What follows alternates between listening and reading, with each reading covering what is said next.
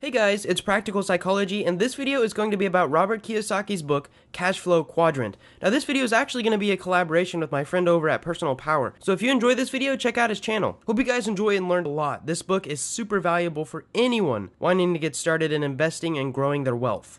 Hey there, powerful people, and thanks for having me, Practical Psychology.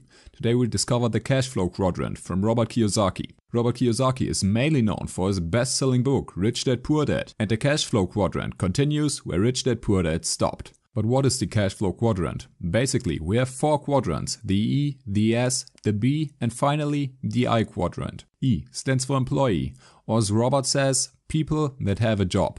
On the bottom left, we have the S, for self-employed or the small business owner. The self-employed is not having a job, he is the job. On the top right, we have the big business of around 500 people. The business owner is not having a job, neither is he the job himself. The business owner has or owns a system. Lastly, at the bottom right, we have the investor. The investor lets money work for him. Each of these categories has advantages, but also disadvantages, and our society needs all of them. We can become rich in all 4 quadrants, and we can also remain poor in all 4 quadrants. But it's easier to become rich when you're working on the right side. In addition, each of these quadrants comes with an entirely different mindset and varying priorities. The employee, for example, values job security and professional benefits like health insurance. He gets a paycheck every month, and this security is more important to him than being financially free. Freelancers and self-employed people, on the other hand, value their personal freedom. They hate working for a boss. They crave to be their own boss. Independence has the highest priority. Business owners ask themselves, who can I pay to do the job for me? Outsourcing and creating financial freedom is up on their priority list. Finally, the investor, he already owns a substantial amount of money and asks himself, where can I put my money in order to benefit the most?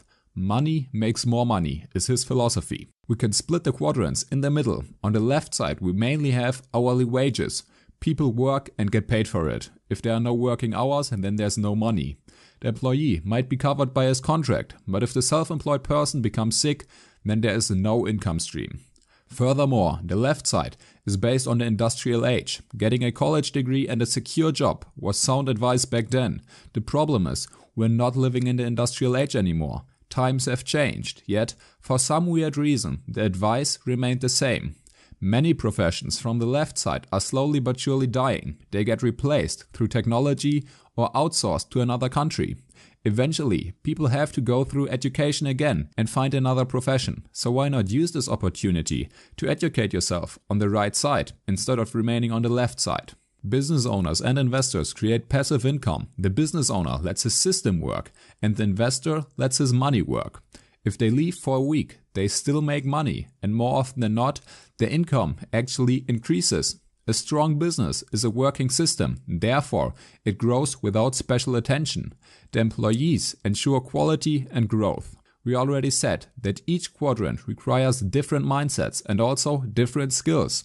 The self-employed person is often a perfectionist, doing everything himself, while the business owner needs the ability to lead his employees and the skill of closing deals. If we now intend to move quadrants because another quadrant seems so much better, then we need to not only learn the required skills, we also need to develop a completely new money-making mentality. Depending on how long we've been in a quadrant, this can be incredibly hard. Kiyosaki describes it as being addicted to a mindset.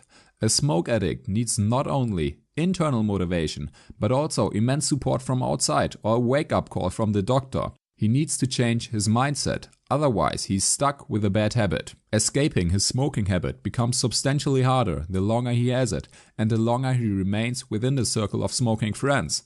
A change of mindset is crucial and can't be stressed enough. When we stick to the philosophy of an hourly wage, then we are in no way moving towards financial freedom or the right side of the quadrants.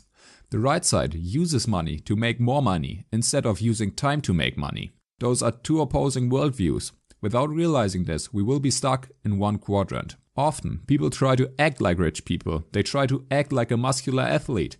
They try to act like they are living in a healthy relationship. But action is not everything. Neglecting the mindset is not getting you anywhere. If you want to lose weight and become healthy, then following a strict diet and exercise plan might work for a couple weeks, at best.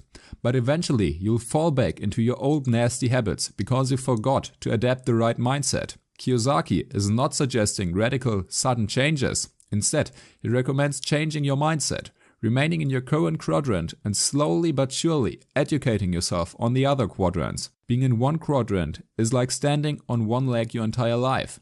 Job security might seem like a great thing, but a look from outside reveals how risky it is to remain in one quadrant. Instead of standing on one leg, focus on two quadrants and make sure that one of these quadrants is on the right side, because the right side is making the real money. Also, he recommends moving to the business quadrant before going to the investing quadrant. While being in the business quadrant, we develop our leading skills and we begin to recognize good opportunities. Exactly, this ability is essential when moving to the investor quadrant. You will be able to distinguish between an excellent and a mediocre business.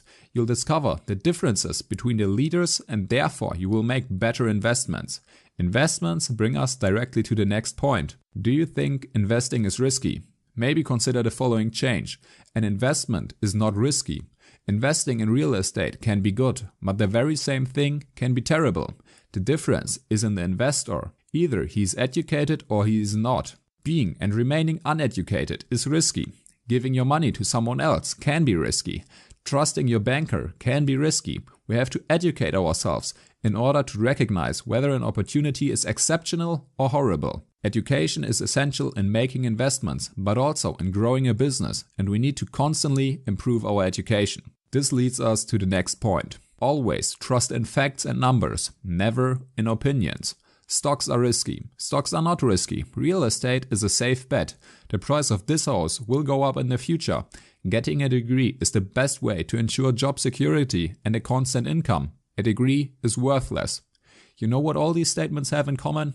They are opinions, not facts. Before spending, or even better, using our money to make more money, we have to educate ourselves, learn the facts and understand the numbers. We frequently act irrational, we act emotional, but we think that our actions are as logical as it gets. And this is simply wrong. If we are not educated just yet, then our decisions are based on opinions and emotions, not on facts and numbers. So far we've discovered the 4 quadrants and we've learned that moving from one to another does not only require a new set of skills, it also requires a new mindset. Furthermore, we realize there are no risky investments. The only risky thing is being uneducated. Therefore, we need to work on our financial education so we recognize the difference between good and bad deals. There are 2 more things that I want you to take from this book. Firstly, there are 5 levels of being an investor. The level 1 investor has basically no assets. On the contrary, he has a lot of liabilities. He might be in debt and the goal for him is to become debt-free. It's okay being in debt as long as you're working and educating yourself to get out of it. The level 2 investor is debt-free. He prefers saving money, constantly growing his bank account. He's desperately hoping for a sudden change, or he believes that saving is the best thing. Sadly, saving is just the beginning. Having some backup cash is neat, but building assets is the next step. Saving and bank interests are not really bringing you ahead. It's more likely that inflation will eat your cash away over the years. Don't get ignorant at this stage. Instead, educate yourself and move forward. The third level includes the first investments. More often than not, those investments are rather risky because the investor is lacking the necessary education in the financial field. Therefore, his investments might leave him empty-handed and he remains with nothing but a miserable experience. Reaching level 4 is an achievement and most people never make it. The level 4 investor is aware of his money. He realizes that constant and lifelong learning are the key to becoming successful and financially free. A level 4 investor faces bad investments, but he's not ignorant. As a result, he comes out ahead. He makes new experiences and learns from previous mistakes. And now we've reached the top of the money-making food chain. The level 5 investor is a capitalist. He recognizes chances and takes them. The world is his playground. He's financially free, but still works on his education. Additionally, he gives back because he remembers that giving comes first, receiving second. We should be aware of the 5 levels and realize our current position. As a result, we can move up the ladder and reach our financial goals. Lastly, I want to give you Robert's 7 steps to moving from one quadrant to another and therefore reaching your financial goals. First up, mind your own business. If you don't mind your own business, then you will work to make other people rich. You'll work in a big company and make your boss rich. You'll work as a lawyer and finish deals that are worth millions, but you'll remain with an hourly wage. Secondly, take control of your cash flow. A lot of money is not making you rich. You become rich by earning more money than you spend.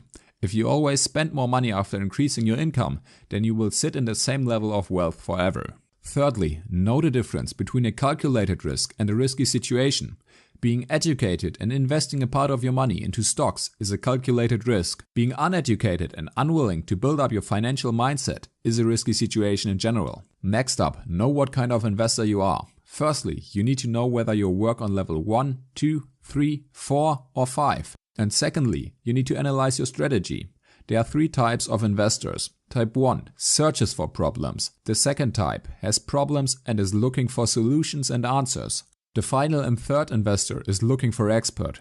He's not thinking his decision through. He's not facing specific problems. He consults an expert straight away and takes his advice as the holy grail. All of these have their place, and the best thing is to combine them in order to maximize the results. Step number 5 is searching and finding mentors. Mentors can spare us a lot of time and protect us from some devastating losses. When looking for a mentor, make sure that he or she is already in a good financial place. Don't take your advice from someone who has just read about it. Choose your mentors wisely. If they already accomplished something similar to your goals, then you might be onto a good mentor. The next point is making disappointments and failures your strength. We all fail, but most people don't learn from their mistakes. Failure and disappointment is coming your way. You can't avoid it. Learn from it and move on. The last point is the power of faith. Most people will not believe in you. You must believe in yourself and therefore create a healthy mindset. Your thoughts and words are a reflection of your self-image. Pick your thoughts and words with caution, as they will shape your future. If you're always thinking miserable thoughts, then that's where you're going to end up. It's not about what you are now. The important thing is who you become. If you're interested in similar videos, then check out my channel, Personal Power. I currently run a Christmas special in which I upload 1 video every day for 24 days. A big thanks to Practical Psychology for giving me this opportunity, and if you haven't already, then subscribe to his channel. I'll see you in the next video.